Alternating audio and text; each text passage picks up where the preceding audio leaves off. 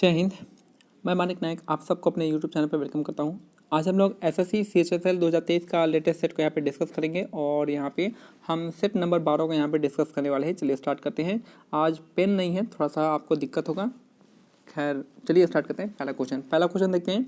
अजमेर के जो शासन थे, अजमेर जो था मुगलों के शासन में सूबा मुख्यालय बन गया था। अजमेर जो था मुगलों के शासन में क्या बन गया था? सूबा मुख्यालय बन गया था। ऑप्शन 2 यहाँ पे करेक्ट आंसर होता है। नेक्स्ट है क्वेश्चन नंबर 2। यहाँ पे कह रहा है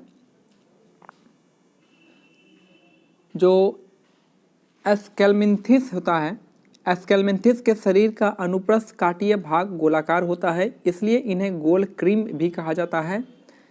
ये स्वतंत्र जलीय और स्थलीय या पौधों या और जानवरों में पाए जाने वाला क्या होते हैं? परजीवी होते हैं। तो एस्केलमेंथिस जो होता है आपका शरीर का अनुप्रस्थ काटीय भाग गोलाकार होता है, इसलिए इन्हें गोल कृमि कहते हैं और ये स्वतंत्र जलीय और स्थलीय या पौधों और जानवरों में पाए जाने वाले परजीवी होते हैं। नेक्स्ट है भारत की पहली AI संचालित एंड टू एंड डिजिटल लोक अदालत जो है कहाँ पे स्टार्ट किया गया है? तो राजस्थान इसका करेक्ट आंसर हो जाएगा। याद रखिए इंपॉर्टेंट क्वेश्चन है। भारत का पहला AI संचालित एंड टू एंड डिजिटल लोक अदालत कहाँ पे स्टार्ट हुआ है? तो राजस्थान हो जाएगा इसका करेक्ट आंसर।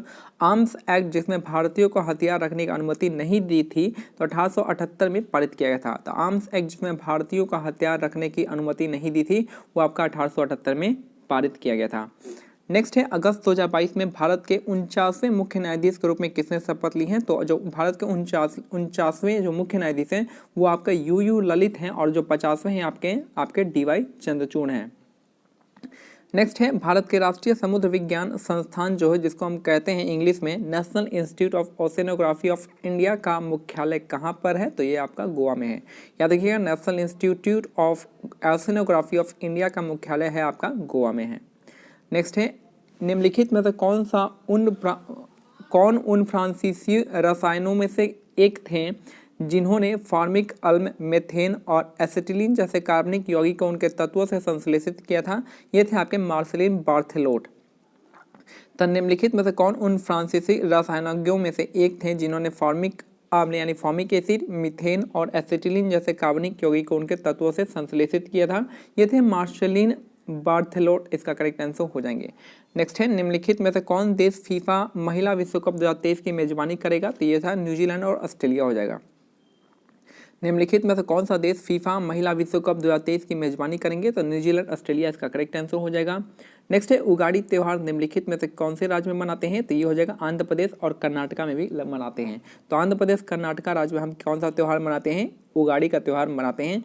केरल कौन सा है? केरल में हम ओणम मनाते हैं, ओणम का त्यौहार मनाते हैं और आपका तमिलनाडु में पोंगल मनाते हैं।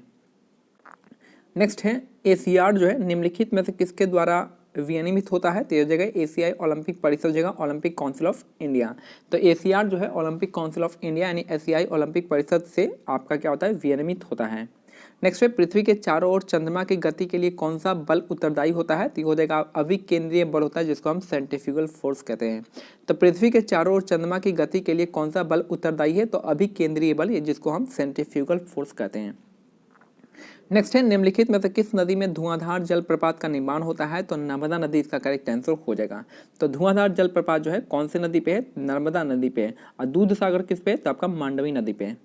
कृष्णा पे आपका, कृष्णा पे कौन सा है? महाबलेश्वर है। और कौन? महाबलेश्वर तो वहां से निकलती है। कृष्णा पे आपका कौन सा डैम है? नागार्जुन सागर के बाद और 2 डैम है, उसका आप नाम बताइए। नेक्स्ट है रॉकफोर्टाइन जो है सी आपका पनीर में पाया जाता है। रॉकफोर्टाइन जो है आपका सी आपका पनीर में पाया जाता है। जून 2022 में नीति आयोग का मुख्य कार्यकारी अधिकारी किसे नियुक्त किया गया है? तो ये आ जाएगा परमेश्वर अय्यर, इसका करेक्ट आंसर हो जाएंगे।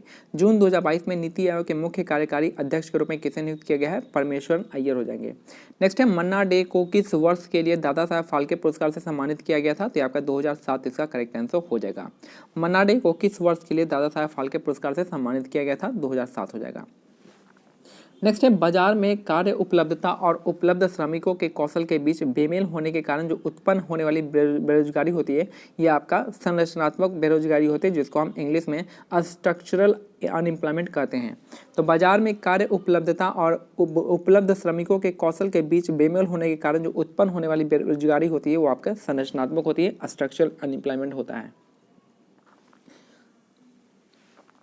निम्नलिखित में से कौन जंतु अकशेरुकी नहीं होते हैं? तो हो जाएगा सरीसृप, इसका करेक्ट आंसर हो जाएगा।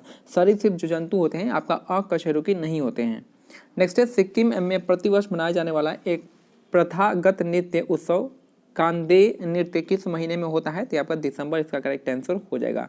तो सिक्किम में प्रतिवर्ष मनाया जाने वाला एक प्रथागत नृत्य उत्सव कांयेद जो नृत्य हो आपका, ये आपका दिसंबर के माह में मनाया जाता है। नेक्स्ट है, निम्नलिखित में से किस मामले में भारत के सर्वोच्च न्यायालय ने संविधान की मूल संरचना के सिद्धांत को प्रतिपादित किया था? तो ये थे आपके केशवानंद भारती केस 1973 हो जाएगा। तो निम्नलिखित में से किस मामले में भारत के सर्वोच्च न्यायालय ने संविधान की मूल संरचना के सिद्धांत को प्रतिपादित किया था? तो ये थे आपके केशवानंद भारती 1973 हो जाएगा। नेक्स्ट है, कौन सा विशेष ज्ञान या व्यवहारिक अनुभव भारत के राष्ट्रपति द्वारा राज्यसभा के लिए मनोनीत किए जाने वाले एक शर्त नहीं होता है? तो यह आपका वाक्पटुता, इसका करेक्ट आंसर हो जाएगा। तो कौन सा विशेष ज्ञान या व्यवहारिक अनुभव भारत के राष्ट्रपति द्वारा राज्यसभा के लिए मनोनीत किए जाने वाले में से एक शर्त नहीं होता है? तो वाक्पटुता हो जाएगा। बाकी जो है साहित्य के आधार पे, कला के आधार पे, विज्ञान के आधार पे राष्ट्रपति जो है आपके 12 लोगों को आप क्या करें, मनोनीत करते हैं राज्यसभा के लिए। जिस वर्ष की कीमतों का उपयोग वास्तविक सकल घरेलू उत्पाद की गणना के लिए किया जा रहा है उसे हम आपका आधार वर्ष कहते हैं। यानी जिस वर्ष की कीमतों का उपयोग जो है वास्तविक सकल घरेलू उत्पाद की गणना के लिए किया जाता है उसे हम आधार वर्ष कहते हैं, जिसको हम बेस ईयर कहते हैं। नेक्स्ट है, आत्मनिर्भरता को प्राप्त करना और गरीबी उन्मूलन किस पंचवर्षीय योजना का उद्देश्य था? तो ये था आपका 5वीं पंचवर्षीय योजना, इसका करेक्ट आंसर हो जाएगा। आत्मनिर्भरता को प्राप्त करना और गरीबी उन्मूलन किस पंचवर्षीय योजना के दोहरे उद्देश्य थे? आपके 5वीं पंचवर्षीय योजना। नेक्स्ट है, मोहिनीअट्टम नृत्य शैली की उत्पत्ति किस राज्य में हुई थी? तो आपका केरल राज्य में मोहिनीअट्टम की उत्पत्ति हुई थी। और यहाँ पे सरफरोशी की तमन्ना अब हमारे दिल में है, देखना है जोर कितना बाजुए कातिल में है, ये किसके द्वारा लिखा गया था? तो ये था आपका ये राम प्रसाद बिस्मिल हो जाएगा। ये इन्होंने इसको फेमस किया था और जो लिखा गया था बिस्मिल अजीमाबाद के द्वारा ये लिखा गया था। तो सरफरोशी की तमन्ना अब हमारे दिल में, यहाँ पे ऑप्शन के हिसाब से आपका राम प्रसाद बिस्मिल हो जाएंगे। नेक्स्ट है, रवि कीर्ति निम्नलिखित में से किस राजवंश के शासक के दरबारी कवि थे? तो आपके चालुक्य के थे। तो चालुक्य में से कौन हो जाएंगे? तो पुलकेशिन द्वितीय थे। उनके आई थिंक रवि कीर्ति जो है आपके निम्नलिखित में से किस राजवंश के शासक के दरबारी कवि थे? तो चालुक्य शासक के पुलकेशिन द्वितीय थे, उनके दरबारी कवि थे। उन्होंने ऐहोल शिलालेख का निर्माण किया था जिसमें इन्होंने बताया था कि जो पुलकेशिन द्वितीय हैं इन्होंने किसको हराया है? हर्षवर्धन को हराया है। कौन सी नदी के तट पे? नर्मदा नदी के तट पे। तो ये हमारा आज का सेट कंप्लीट होता है। मिलते हैं अगले सेट में, तब तक के लिए क्या करना है, टेलीग्राम चैनल का लिंक जो हमारे डिस्क्रिप्शन में दिया हुआ है आप उसको जाके ज्वाइन कर सकते हैं और यहाँ से इन PDF को डाउनलोड करके आप इंग्लिश, रीजनिंग और मैथ्स के पेपर को देख सकते हैं।